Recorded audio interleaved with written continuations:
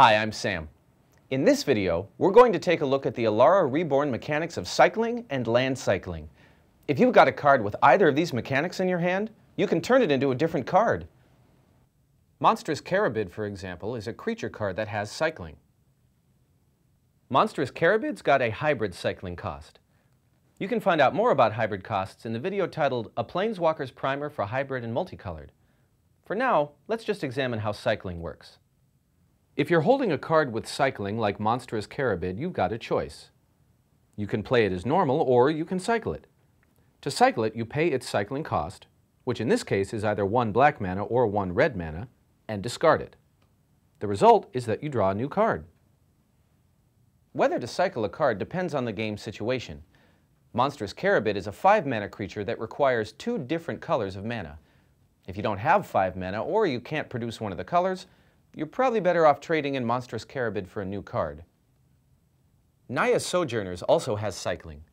In addition, it's got an ability that triggers whenever you cycle it, or whenever it's put into a graveyard from play. There are 5 Sojourners in the Alara Reborn set, and they all have abilities like this. Let's see one in action. I'll play Terror to destroy Nayya Sojourners. When it's put into a graveyard from play, its ability triggers. You choose a target creature in play, then you get to put a +1/+1 counter on that creature. So far so good. Now let's see what happens when you cycle it. Cycling Nayya Sojourner costs 1 green mana and 2 mana of any type. When you cycle it, its other ability triggers. That ability resolves first, so you'll get to put a +1/+1 counter on a creature. Then the cycling ability resolves, so you'll draw a card. The cycling ability and the triggered ability are separate. If one of them is countered, the other one will still resolve. You can cycle a Sojourner even if there are no targets for the triggered ability. That's because the cycling ability itself has no targets. You'll ignore what the triggered ability says, but you'll still draw a card like normal.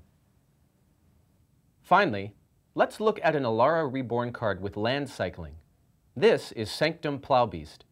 It has 2 different kinds of land cycling. Land cycling is a kind of cycling ability. In the Alara Reborn set, each land cycling ability names a specific type of land. For example, plains cycling contains the word plains.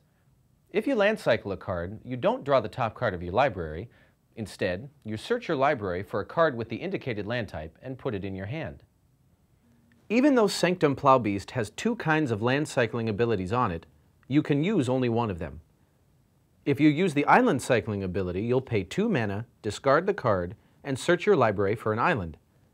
If you use the plain cycling ability, you'll pay 2 mana, discard the card, and search your library for a plains.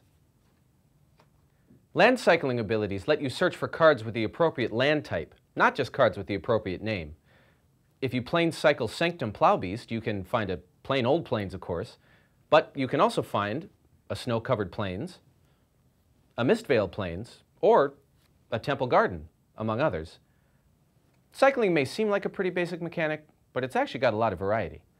Enjoy!